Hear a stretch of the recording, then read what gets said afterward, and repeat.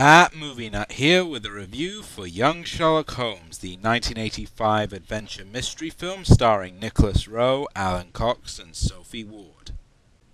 The story follows a younger Sherlock Holmes and John Watson back when they were schoolboys as they attempt to solve a series of murders in which the victims had some form of hallucination which caused them to leap or roll or fall towards their own demise, and eventually discover a plot by an ancient Egyptian cult based in London, and try and figure out who the mysterious leader, Athar, is.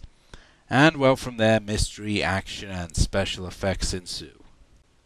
The acting is surprisingly good. Now, the important thing with a Sherlock Holmes movie is that it is made or broken by the chemistry between Watson and Holmes. If there is no chemistry, you're not going to care, and it just falls flat. And here I was surprised. Rowe and Cox, despite being teenagers, were really good in their roles. They were believable, I cared about them, they gave in strong performances, and they had great chemistry together. And you could tell that they did connect with one another, and that's the key of a good Holmes-Watson relationship. And it's obvious that Rowe, who plays the younger Holmes, is obviously channeling a lot of his more famous predecessors, especially Rathbone. In fact, he does look like a younger Rathbone. He's got a very similar nose and bone structure. He has the air of dignity, grace, a tad aloofness, but always on the money and very smart and very aware of his surroundings. Yes, he makes a few mistakes here and there, but remember, this is his first adventure, and he just captures the Sherlock Holmes essence perfectly. And while Watson does get his usual bit of comedy relief, it's not beaten over the head, nor do they make him a complete moron here. In fact, he comes up with a few good ideas and eventually learns to stand on his own 2 feet. The love interest of Holmes here, which is present in the story, which I'll get to later when we talk about script to explain why Holmes later became a bachelor, is played very well by Sophie Ward, and though she doesn't get a tremendous amount to do, she is at least never irritating, and she does come off as a fairly passable and, dare I say, strong character who is not there just to be a pretty face or just the run-of-the-mill damsel in distress.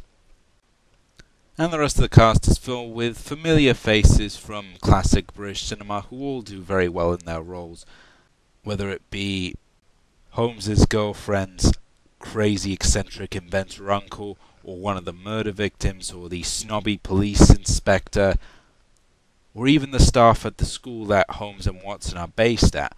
All of them feel believable and most importantly do click with the younger actors. Of course, as this is a Spielberg production from the 80s, spectacle here is abundant, and the film is directed by Barry Levinson, who is the same man who brought us Good Morning Vietnam and Rain Man.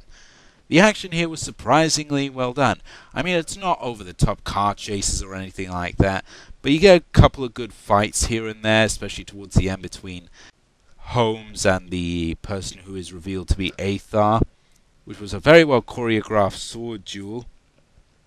There's a great action sequence towards the end in the temple where it's all falling apart. There's fire racing everywhere. There's cult members with swords and blades. It's very well shot. It's tightly edited. And visually, it looks good as well. The locations are all very well selected and look like the typical picture of Victorian Britain with all the stone roads and cobblestone houses, and the temple in and of itself, even though it's meant to be a mock-up inside a warehouse in one of the less pleasant parts of the sea, does look like a surprisingly good mock-up. All the iconography, the columns, the hieroglyphs, the giant statue of the god's head, which in this case is a large ram, obviously inspired by gods like Khnum. Costumes are period accurate and look very good. You have all the assorted frocks and dresses and waistcoats, and of course you do get to see the iconic deerstalker and pipe here for the first time as well. And most famously, this was one of the first movies to use computer-generated effects. And this was in an early scene of the movie where one of the victims, a priest, suffers one of the hallucinations and starts hallucinating that the knight from one of the stained glass windows comes out and starts to attack him. And even though the effect is 30-odd years old, it actually does hold up rather well. And because the creature is made out of glass, it has more of an excuse than, say, if it was a flesh and bone thing. And you can buy the way it looks, the fact that it's flat and maybe a little sleek. It fits because it's glass and that's how glass looks, and if glass was animated, that's how it would look, and I have to give props. As well as a scene in the cemetery where Holmes and Watson suffer hallucinations as well, and Watson gets attacked by these little mutant cakes. I know it sounds silly, but once you see it, it's actually a really fun sequence, and the effects are really well done. And I was honestly scratching my head as to whether or not those were stop motion or early CG.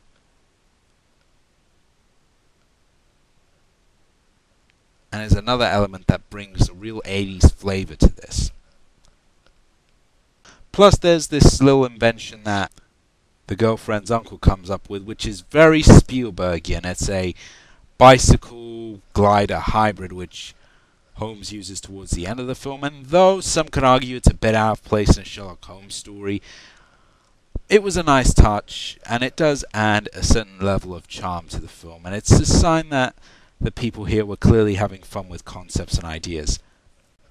And the soundtrack by composer Bruce Broughton, who's one of my favorites, and you might also know as the guy who did the music for Tombstone and Silverado, doesn't slouch here, and he's definitely channeling a lot of John Williams here.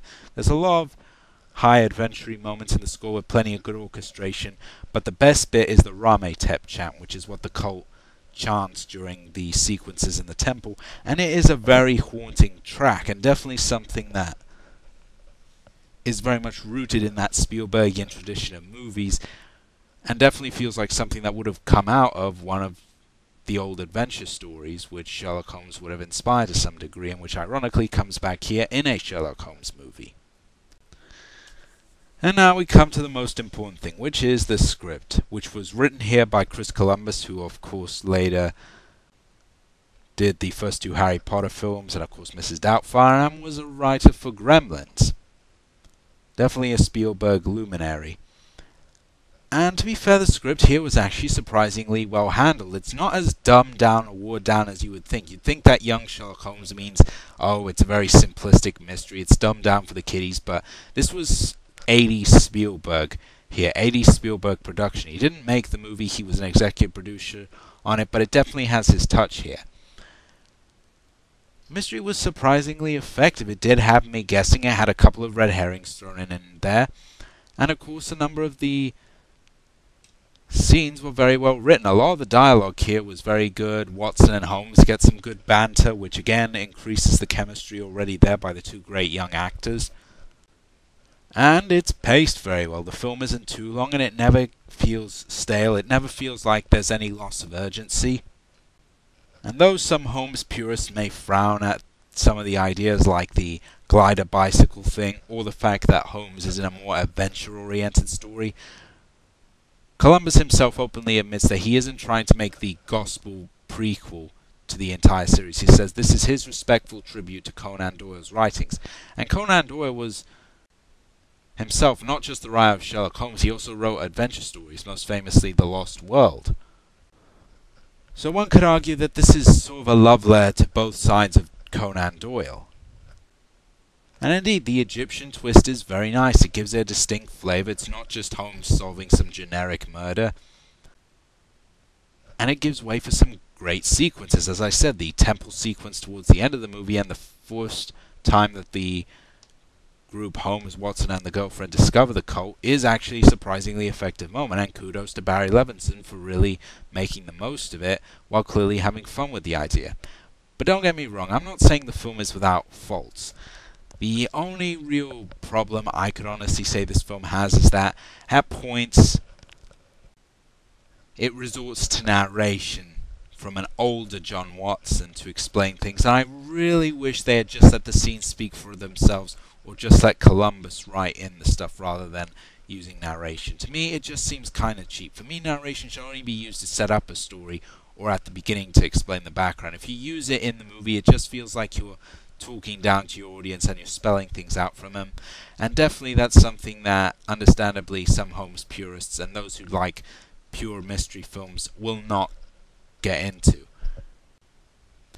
That, and there's a bully character at Holmes's school who's sort of a snooty, stuck-up type, very stereotypical, and frankly, that doesn't go anywhere. He gets a great little thing where Holmes essentially one-ups him and makes, during this competition thing where they have to find this object in the school as part of a contest, and it's a great little moment, but the bully doesn't really get any sort of character development. He's just there to be a snob, and he really doesn't go anywhere in terms of story, which is a bit of a letdown, as pretty much all the other characters in the film had a role in the actual story, and he was just sort of out of place.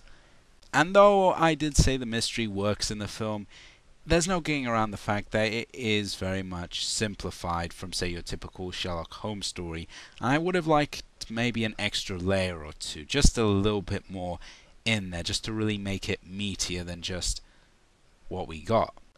And so, in conclusion, I must give young Sherlock Holmes a silver star.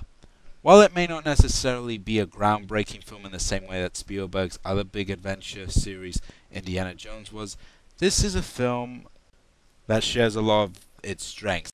And Levinson's direction and Columbus's script really do combine together to form a very entertaining package.